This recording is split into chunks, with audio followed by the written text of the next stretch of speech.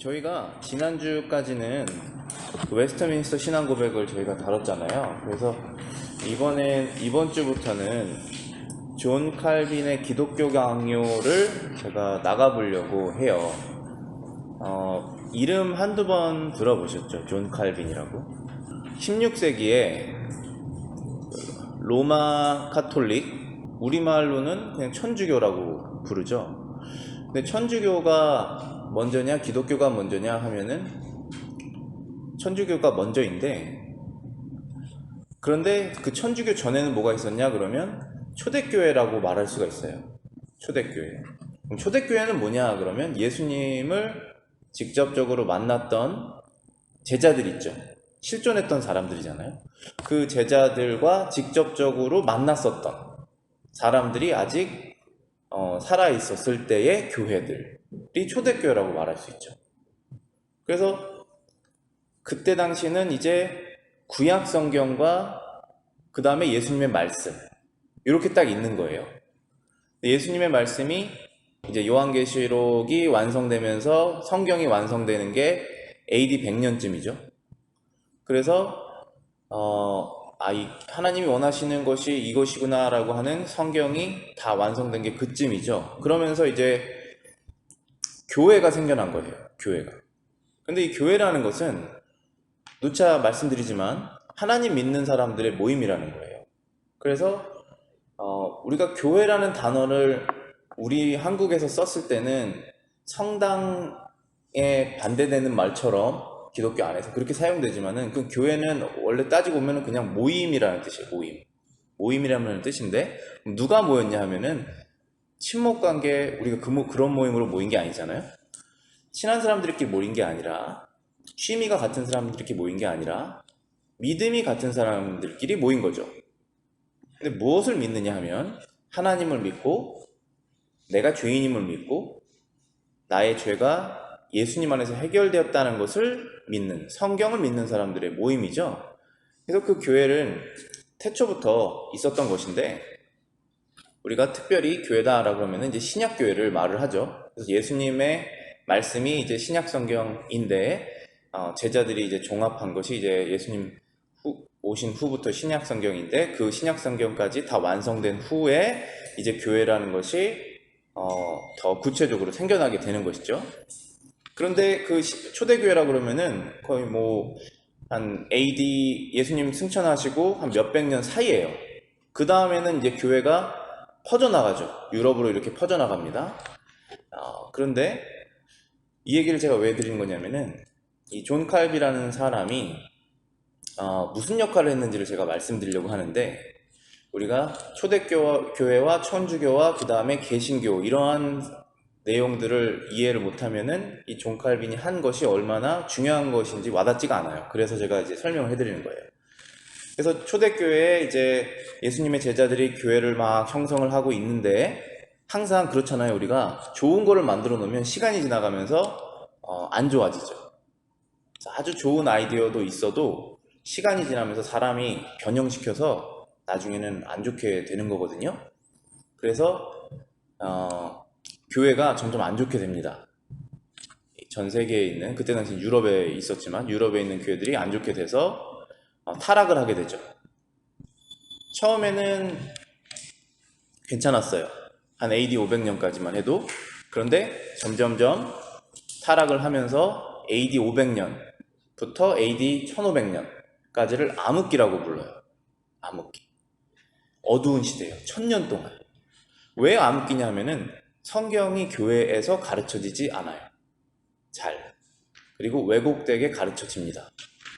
그때 당시에 또 그럴 수밖에 없었던 이유가 이 일반 사람들이 글을 몰라요.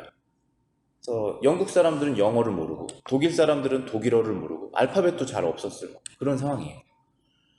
그렇기 때문에 성경을 잘 알려줘야지만 성도가 알 수 있는 상황이에요. 지금은 종교개혁 이후에 이게 다 일어난 사건들인데 성경이 번역이 됐잖아요. 자기 말로. 그게 옛날에는 불성시하다고 여겨졌어요. 그래서 참으로 아이러니하게 유럽이 다 다양한 언어를 쓰는데, 프랑스어, 독일어, 영어 다 다양한 언어를 쓰는데, 이탈리아어, 라틴어로 된 성경만 성경이다 라고 주장하고 있었어요. 그 천주교의 사제들이.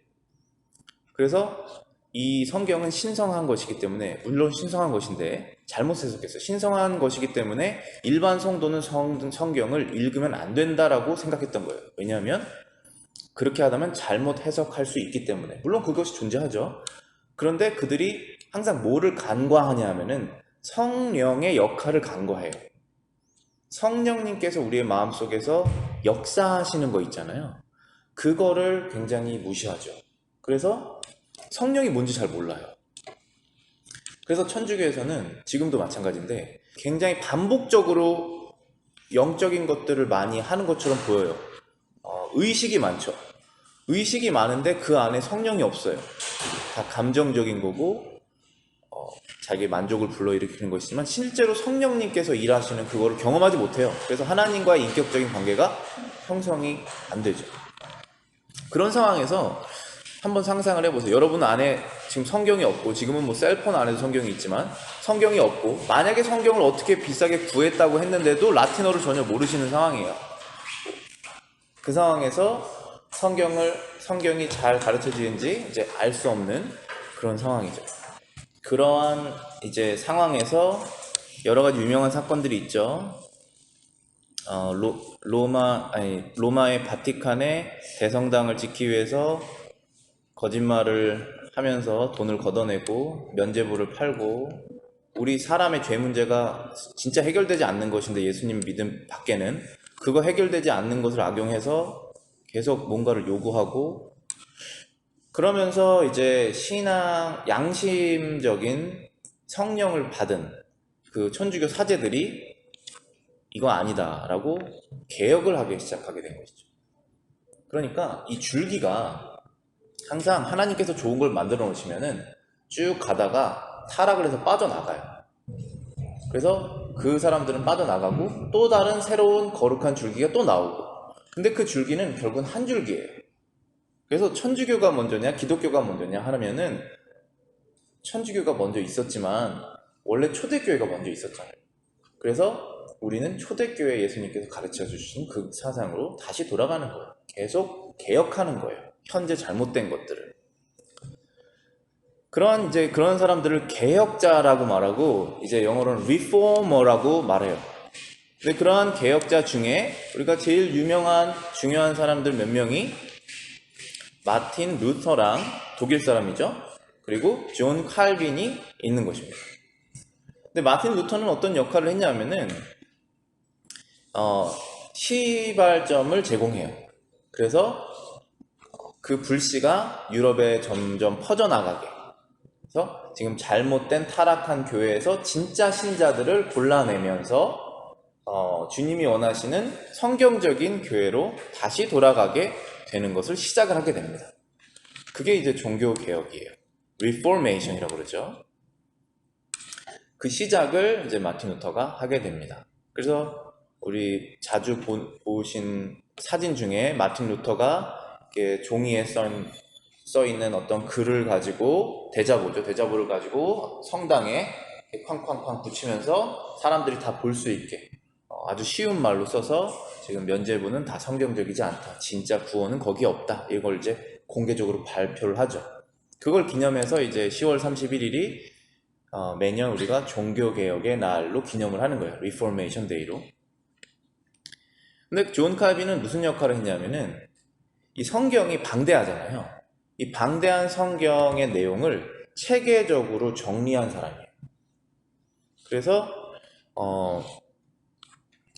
시스테매틱하게, 체계적으로 다 하나하나 챕터별로 정리를 한 사람이어서 너무나 이 교회가 그때 막 다 무너져 있는 상태에서 다시 지려면은 무슨 어떤 맵이 필요하잖아요. 블루 프린트가 필요한데 그런 것을 만든 사람이다. 하나님의 귀한 능력을 받았던 사람이다 라고 볼 수가 있습니다. 원래는 법학자였어요.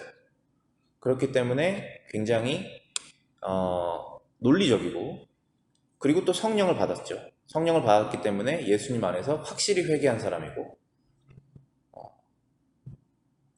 그렇게 쓰임 받은 사람입니다. 이 사람이 쓴 책을 제가 가지고 있고 읽었는데 굉장히 젊은 나이에 이걸 썼어요. 그래서 어떻게 이게 가능한지 지금도 잘 이해가 안 되는데 그러한 사람들이 있잖아요. 하나님께서 특별하게 불러서 쓰시는 그러한 사람들 중에 한 명이라고 말할 수 있습니다. 존 칼빈이 쓴 책이 기독교 강요죠. 그 영어로는 Institutes of the Christian Religion이라고 합니다. 그리스도인들의 종교에 대한 모든 것들을 강론하고 있는 책이 바로 기독교 강요입니다. 책은 몇 권으로 이제 이루어져 있는데 첫 번째 책, 북 1는 내용이 창조주 하나님에 관한 지식이에요. The knowledge of God, the Creator. 자, 우리 얼마 전에도 제가 이런 얘기를 나눈 적이 있는데 대한민국의 교회가 예전에는 부흥했다가 지금은 부흥하지 않는 길로 들어서고 있는 것 같이 보이는 게 있죠. 그런데 그 이유를 우리가 대한민국이 예전에는 가난해서 하나님의 복음이 필요했고 지금은 부유해서 하나님의 복음이 필요 없다 라고 해석을 할 수도 있는데 사실 그렇지 않아요. 교회는 언제 사양하냐 하면은 하나님의 말씀이 교회에서 사라질 때 사양합니다. 내려가게 됩니다. 우리가 언제 우리의 신앙이 떨어지냐면은 하나님의 말씀이 우리의 마음속에 자리 잡지 않을 때 그렇습니다. 그리고 세상적인 지식이 하나님의 지식을 대체할 때 그때 우리가 신앙이 떨어지게 됩니다. 그래서 만약에 우리가 예전에는 가난해서 신앙이 있는데 지금은 부유해서 신앙이 없으면 그 부를 버리면 되겠죠. 그렇죠? 예전에는 만 원이 있어서 간신히 살아서 신앙이 생겼고 지금은 100만 원이 있어서 제 신앙이 떨어졌다면 99만 원을 버리면 되는 것입니다. 근데 그렇게 되지 않습니다. 그게 답이 아니에요. 우리가 때로는 금식도 하고 때로는 우리의 자유를 일부러 제한을 하기도 하지만 그거는 결국은 종교성으로 다시 돌아가게 되는 것입니다. 다시 하나님의 말씀으로 돌아가야지 해결되는 것이죠. 방법을 물질에서 찾으면 안 돼요. 물질은 결과입니다. 원래 그 물질이 그렇게 이제 겉으로 보이지만 실제적인 문제는 나의 내면에 있는 것인데 그 내면은 결국은 말씀이 안 들어와서 그렇게 되는 것입니다. 말씀이 희석돼서요. 그래서 칼빈도 이 기독교 강요를 처음 시작하면서 사람이 문제가 무엇이냐면 사람은 하나님을 모른다라는 거예요. 사람. 그래서 하나님을 아는 것으로부터 이제 책을 시작하는 것입니다. 그럼 하나님을 아는 것이 왜 중요한가 하면 하나님을 알아야 나 자신을 안다라고 말하는 것입니다. 너 자신을 알라 이렇게 얘기하잖아요. 철학자들도. 그럼 자신을 아는 방법이 무엇이냐? 참 여러분들 요즘 문화나 이런 거 보시면 다 드라마나 노래나 문학이나 다 자기 자신을 찾아가는 내용들이에요. 자기 자신을 어떠한 사람 관계의 사랑 안에서 찾아보자 하는 사람이 있고 자기 관계를 공부를 통해서 세상을 알면서 나를 찾아보자라고 하는 어프로치도 있고 요즘은 어떤 어프로치인 것 같으냐면 제가 문화를 이렇게 보면은 자신을 한계점으로 몰아서 자신을 찾아보자라고 하는 문화인 것 같아요. 어려움을 자기가 겪으면서 이게 나구나 하면서 자기 자신을 찾고 싶은 거예요. 그래서 자기 자신을 아는 방법은 근본적인 방법은 하나님을 알아야 나를 안다는 거예요. 근데 세상 사람들은 그걸 모르기 때문에 칼빈이 그거를 알려주고 싶은 거예요. 심지어 교회에 있는 사람들까지도 세상 사람들이 모르는 사람들이 막 떠들어대는 세상 가치관을 은연중에 배웠기 때문에 그거를 시도하고 있는 거예요. 그래서 교회가 문제가 생기는 것입니다. 성도가 신앙이 성장하지 않고 나라와 사회가 문제가 생기는 것입니다. 성도가 문제가 생기면 나라, 사회가 문제가 생깁니다. 교회 안에서 우리가 빛을 내지 못하면은 그 어두움에 있는 사람들이 빛으로 못 올라가기 때문에 문제가 생긴다는 것입니다. 그래서 우리가 하나님에 대한 지식을 알아야 우리가 올바른 우리 자신에 대해서 지식을 얻을 수 있다라는 내용으로 이제 칼빈이 시작을 하게 됩니다. 보시면은 1권에 대한 제목을 제가 읽어드렸고 1장에 대한 챕터 1 제목을 읽어드리겠습니다. 하나님에 관한 지식과 우리 자신에 관한 지식은 서로 관계가 있다. The knowledge of God and the knowledge of ourselves are connected. 대부분 상관없다고 생각합니다. 세상 사람들은. 그런데 완전하게 묶여 있습니다. 이 두 가지가. 그래서 칼빈은 딱 성경적으로 정의를 내려요. 자기 자신을 알지 못하고는 하나님을 알지 못한다. 하나님을 알려면 자기 자신을 알아야 한다. 반대로는 하나님을 알지 못하고는 자기 자신을 알지 못한다.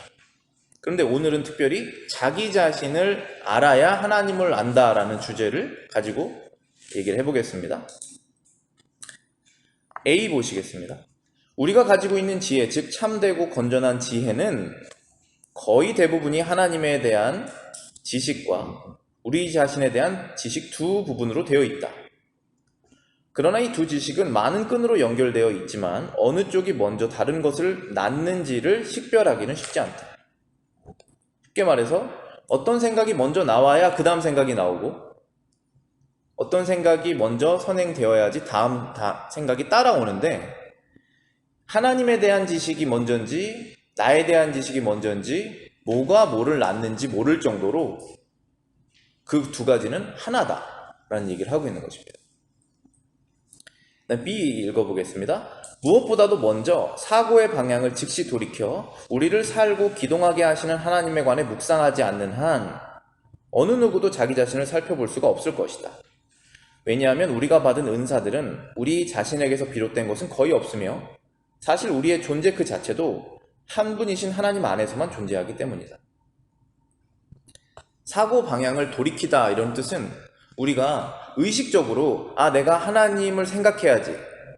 여기서 말하는 살고 기동하고라는 뜻은 내가 세상에 태어나서 지금 세상을 살고 있고 그리고 오늘 태어난 것뿐만 아니라 자고 일어나서 오늘 제가 걷고 이렇게 생활하고 있는 기동하는 이 모든 것들을 힘을 주시는 그분은 하나님이시구나라는 생각을 사람이 안 하면서 살잖아요. 나를 지금 피를 돌게 하는 게 심장이구나라는 생각을 대부분 안 하면서 사는 것처럼 숨을 쉴 때 공기가 지금 들어오고 있구나 생각 안 하고 있는 것처럼 하나님에 대한 생각을 생각 안 한다는 거예요, 사람들이. 그런데 잠깐 내가 그것을 멈춰서 그 생각을 돌이켜서 하나님에 대해서 생각을 할 때 그때 자기 자신을 살펴볼 수 있다는 것입니다. 왜냐하면 우리는 하나님 안에서만 존재하고 우리 존재 그 자체도 하나님 안에 있기 때문이다 라는 것입니다. 그래서 사도행전 17장 28절 보시면 이렇습니다. 우리가 그를 힘입어 살며 기동하며 존재하느니라 너희 시인 중에 어떤 사람들의 말과 같이 우리가 그의 소생이라 하였다. 사도 바울이 지금 그리스 아테네에서 사도행전 17장에서 설교하고 있는 사실입니다. 그리스 아테네는 수많은 헬라 철학자들이 모여서 디베이트를 하고 있는 거예요. 사람은 무엇이냐? 죄는 왜 일어났느냐? 사람은 왜 죽는지 아느냐? 의학자들, 철학자들, 법학자들이 모여서 철학자들 모여서 얘기를 하고 있는 장소예요. 거기에서 사도 바울이 가서 하는 말입니다. 너네 지혜 있는 자 중에 한 명이 말 잘했다. 우리가 하나님의 소생이다. 그분으로부터 난 자들이다라고 말한 거 그거 맞다. 그리고 우리는 그분으로부터 힘입고 존재하고 살고 있는 거 맞다라고 지금 얘기하고 있는 거예요. 그러면서 그분이 누군지를 이제 알려주는 것이죠. 그래서 우리는 하나님이 없으면 세상도 없고 하나님이 없으면 아담도 없고 아담이 없으면 우리 부모도 없는 것입니다. 공기가 없으면 숨을 쉴 수 없고 심장이 뛰지 않으면 죽게 되는 것입니다. 하나님께서 우리의 모든 존재가 되시는 것이다 라는 것을 생각해야 그때 비로소 나는 그분에게 완전히 의존적인 사람이구나 라는 것을 생각하게 됩니다. 생각을 돌이켜서 생각하지 아니하면 이거 생각하지 못한다라고 얘기를 하는 것입니다. 칼빈이. 그 다음 C 보시겠습니다. 따라서 우리에게 하늘에서 이슬처럼 내려주시는 이러한 축복들은 마치 시냇물과 같이 샘의 근원으로 우리를 인도한다. 여러분들 시냇물 한번 보셨잖아요. 그러면 시냇물이 한쪽 방향으로 흐르잖아요. 위에서 아래로. 그러면은 흐르는 걸 보고 어떤 곳으로 가면 계속 따라 올라가다 보면 시냇물을 내는 원천이 있겠구나, 소스가 있겠구나 하고 생각은 하죠. 그럼 그 소스를 찾아가는 방법은 뭐냐 하면 시냇물을 걸어서 따라서 거꾸로 올라가 봐야 끝에 소스가 있는 것을 발견하게 되지 않습니까? 그런 것처럼 우리가 하나님께 우리 안에 있는 좋은 것들은 다 하나님으로부터 나왔다는 거예요. 그것을 계속 인식하면서 그것을 따라가 봐야지 나에게 이걸 주시는 분은 무엇이지라고 계속 생각으로 따라가 보면 그 끝에는 하나님이 있다라는 거예요. 예전에는 학문이 이제 굉장히 간단한 캐테고리로 정해져 있었어요. 의학, 법학, 철학, 미학 뭐 이 정도로 딱 나뉘어져 있었고, 그래서 뭐 레오나르도 다빈치 이런 사람들이, 그런 천재가 아트도 하는데 의학도 하고 의학도 하는데 법학도 하잖아요. 그게 어떻게 가능하냐면은 다 연결돼 있어서 그래요. 그게. 그 지식의 끝에는 무엇이 있냐 하면 신학이 있는 거예요. 그 신학은 하나님을 아는 지식이에요. 하나님은 이렇다, 하나님은 그렇지 않다, 이거예요. 간단하게 말하면 하나님은 선한 분이냐, 선한 분 아닐 수도 있느냐, 하나님은 악에게 지금 지고 있는 것이냐, 악을 사용하고 계신 것이냐, 그 지식들이잖아요. 그 끝에는 그것이 있다라는 거예요. 그래서 샘의 근원으로 인도하는 것은 우리에게 주시는 그러한 지식들이다, 그런 은혜들이다라는 것입니다. 다음 쪽 넘어가 보실게요. 2 보시겠습니다. 첫사람 아담의 범죄로 인하여 깊이 빠지게 된 비참한 멸망 때문에 우리는 특별히 우리 눈을 하늘로 향하지 않을 수 없게 된다. 그리하여 우리는 굶주리고 배고플 때 부족한 것을 구할 뿐 아니라 두려움이 일어날 때 겸손을 배우게 된다. 좀 전에 제가 예를 들었던 우리가 대한민국이 부유해져서 신앙을 잃었다고 하는 부분이 지금 매치가 되는 것 같아요. 지금 보니까 우리가 하나님을 왜 찾냐라고 지금 알려주는 거예요. 첫사람 아담이 죄를 지어서 그 죄의 결과를 깊이 빠지게 되었다. 그래서 그 상태는 비참한 인간이 된 것이다. 그래서 우리는 그것을 물려받았기 때문에 우리가 비참한 상황을 만날 때 도와달라고 하늘을 쳐다볼 수 없게 되는 것이다 라고 말하는 것입니다. 그래서 누구나 이해할 수 있게, 영적이지 않은 사람까지 이해할 수 있게 존 칼빈이 예를 든 것이, 배고플 때 부족한 것을 찾지 않느냐, 배고프면 먹을 것을 찾지 않느냐, 그런 것처럼 영혼의 두려움과 겸손이 일어날 때, 두려움이 일어날 때 하나님을 아는 겸손을 배운다는 것입니다. 그럼 우리는 언제 겸손을 배우냐면, 언제 두려움이 생기냐면 죄를 지었을 때 두려움이 생기는 거예요. 저와 여러분들이 죄책감이라는 것이 양심에서 작동할 때 주위를 둘러보는 것입니다. 하나님을 생각하는 것입니다. 그때 도와달라고 하는 거예요. 영혼의 문제 때문에. 그래서 이 세상 누구도 자신이 영혼의 문제가 없는 것을, 자신이 영혼의 문제에 빠지지 않고는 하나님을 찾아갈 사람이 없다라고 말하고 있는 것입니다. 그래서 F를 보시겠습니다. 우리의 무지는 무시하는 거예요. 무시. 공허, 허한 거죠. 궁핍, 없는 것, 무력, 힘이 없는 것. 타락, 부패를 우리가 스스로 우리 안에서 느끼게 됨으로써 우리는 지혜에 참된 빛, 건전한 미덕, 풍성한 선, 의의 순결함이 오직 나한테는 없고 하나님에게 있다는 것을 알게 된다는 거예요. 사람이 얼마나 비참한 존재인지 증명할 필요가 없어요. 드라마에서 항상 그런 거를 하잖아요. 사람이 얼마나 비참한 존재인지 한번 밝혀내보자. 그럴 필요가 없어요. 다 알고 있는 사실이에요. 그런데 우리 안에, 사람 안에 참된 빛, 지혜, 풍성한 선, 순결함, 미덕이 어떻게 생겨나느냐, 만약에 우리가 이거 갖고 있다면 이것은 내가 만들어낸 것이 아니구나 라는 것입니다. 이거는 하나님이 주신 것이구나 라고 우리가 알 수 있다는 것입니다. 두 가지 다 해요. 그래서 내 안에 비참함을 느꼈을 때도 하나님을 찾아가는 것이고, 내 안에 건전한 거룩함이 생겨났을 때도 하나님을 찾아가는 것입니다. 감사로. 그렇기 때문에 자기 자신을 알아야지 하나님을 알 수 있다고 칼빈은 말하고 있는 것입니다. G를 보시겠습니다. 그러므로 우리는 우리 자신에 대한 불만을 느낄 때 비로소 하나님을 진정으로 갈망할 수 있게 된다. 갈망, 저기서 말씀 제가 또 드렸죠. 언제 사람이 하나님을 갈망하느냐, 언제 한 나라에 하나님의 교회가 성장하느냐, 언제 하나님을 믿는 사람들이 많아지느냐, 언제 내 마음속에 하나님을 찾는 간구함이 커지느냐, 우리 자신에 대한 불만이라고 말하잖아요. 이거는 여러분이 어떠한 병을 만났을 때보다 더 큰 갈망일 수도 있어요. 여러분이 어떠한 위험의 상황에 빠졌을 때보다 더 큰 갈망일 수도 있어요. 왜냐하면 이거는 everyday이기 때문에, 이건 매일이에요. 매 순간이고. 그렇기 때문에 하나님을 진정으로 갈망하는 것입니다. 여러분의 문제가 해결이 됐을 때 하나님을 버리는 것은 그거는 올바른 신앙이 아니란 말이에요. 우리 문제는 해결이 안 돼요. 생활 문제는 해결될 거예요. 그러니까 생활 문제에 포커스를 가지시면은 여러분의 신앙이 흔들려요. 우리 영적인 문제에 포커스를 가지시면은 그 영적 싸움은 항상 열매를 맺습니다.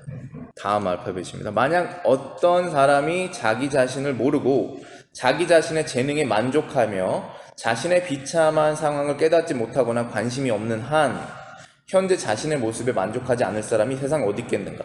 자, 지금 물음으로 반어법적으로 얘기를 한 건데, 세상에 만약에 사람들이 만약이 아니라 지금 세상 사람들이 자신에게 만족하면서 살고 있잖아요. 하나님을 찾고 있지 않잖아요. 않는 사람이 많이 있잖아요. 그럼 그 사람들은 왜 자기 자신에게 만족하고 하나님을 찾고 있지 않느냐 라고 설명하고 있는 것입니다. 그것은 자기를 모른다는 거예요. 그리고 자신의 재능에 만족한다는 것입니다. 그래서 관심이 없는 거예요. 그다음 마지막입니다. 이와 같이 우리 자신에 대한 지식은 하나님을 찾도록 우리를 일깨워 줄 뿐 아니라 우리의 손을 이끌어 자신을 발견하도록 인도하고 있는 것이다.